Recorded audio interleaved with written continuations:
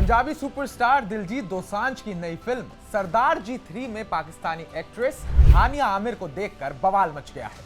पहलगाम हमले के बाद जब देश में पाकिस्तानी कलाकारों पर बैन है, तब दिलजीत का यह कदम लोगों को नागवारा गुजरा। अब federation of western cine employees यानी कि FWICE ने दिलजीत का पासपोर्ट सीज करने और उनकी भारतीय नागरिकता रद्द करने की मांग कर दी है। लेकिन सवाल यह है कि क्या सचमुच उनकी नागरिकता छीनी जा सकती है?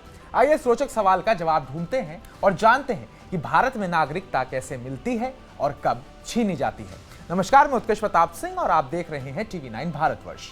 भारत में नागरिकता से जुड़ा कानून है नागरिकता अधिनियम 1955। इस कानून के मुताबिक अगर कोई भारतीय अपनी मर्जी से किसी और देश की नागरिकता ले लेता है तो उसकी भारतीय नागरिकता अपने आप खत्म हो जाती है। दूसरा, अगर कोई अपनी इच्छा से भारत की नागरिकता छोड़ देता है तो वो भी नागरिक नहीं रहता। और तीसरा, अगर कोई 7 साल से लगातार भारत से बाहर रह रहा हो तो गृह मंत्रालय उसकी नागरिकता छीन सकता है।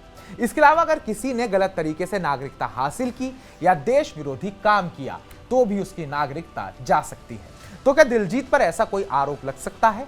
अभी तो यह सिर्फ मांग है, लेकिन यह सोचने वाली बात भी है। FWICE का कहना है कि दिलजीत ने देश के खिलाफ काम किया है क्योंकि उन्होंने पाकिस्तानी एक्ट्रेस के साथ फिल्म बनाई। संगठन ने PM नरेंद्र मोदी को पत्र लिखकर उनकी नागरिकता रद्द करने की अपील की है। लेकिन क्या सिर्फ एक फिल्म की वजह से नागरिकता छीन ली जाएगी?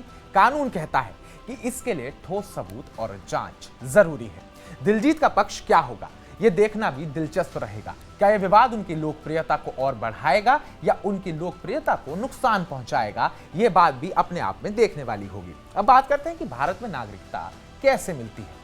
सबसे आसान तरीका है जन्म से। अगर आप 26 जनवरी 1950 के बाद भारत में पैदा हुए तो आप अपने आप भारतीय नागरिक हैं। 1987 के बाद पैदा हुए बच्चों को भी माता पिता में से किसी एक के भारतीय होने पर नागरिकता मिलती है। अगर कोई विदेश में पैदा हुआ लेकिन उसके माता पिता में से एक भारतीय है तो उसे दूतावास में रजिस्टर कराना होता है। इसके अलावा 7 साल भारत में रहने वाले भारतीय मूल के लोग या किसी भारतीय से शादी करने वाले भी नागरिकता के लिए आवेदन कर सकते हैं। गृह मंत्रालय की वेबसाइट पर ऑनलाइन आवेदन करना पड़ता है और सारी जांच के बाद नागरिकता मिलती है। एक मजेदार बात यह भी है कि अगर कोई नया इलाका भारत से जुड़ता है तो वहां के लोग अपने आप भारतीय नागरिक बन जाते हैं। जैसे कि 1961 में गोवा और 1962 में पुडुचेरी भारत का हिस्सा बने और वहां के लोगों को बिना आवेदन के नागरिकता मिल गई। क्या कभी ऐसा दिन आएगा जब फिल्मों के विवाद से नागरिकता का फैसला भी हो?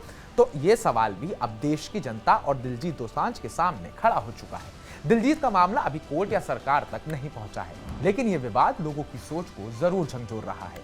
क्या एक कलाकार की आजादी को कुचला जा सकता है या ये देशभक्ति पर उस कलाकार का आघात है? ये सवाल भी यहाँ सबके सामने आकर खड़ा हो गया है। देश की भावनाओं का सम्मान जरूरी है, ये सवाल अभी अनसुलझा है। आपकी राय क्या है? क्या दिलजीत को सजा मिलनी चाहिए या ये सिर्फ एक हंगामा है? हमें कमेंट बॉक्स में कमेंट कर जरूर बताइएगा। बाकी ताजा अपडेट्स पाने के लिए TV9 भारतवर्ष को सब्सक्राइब कीजिएगा।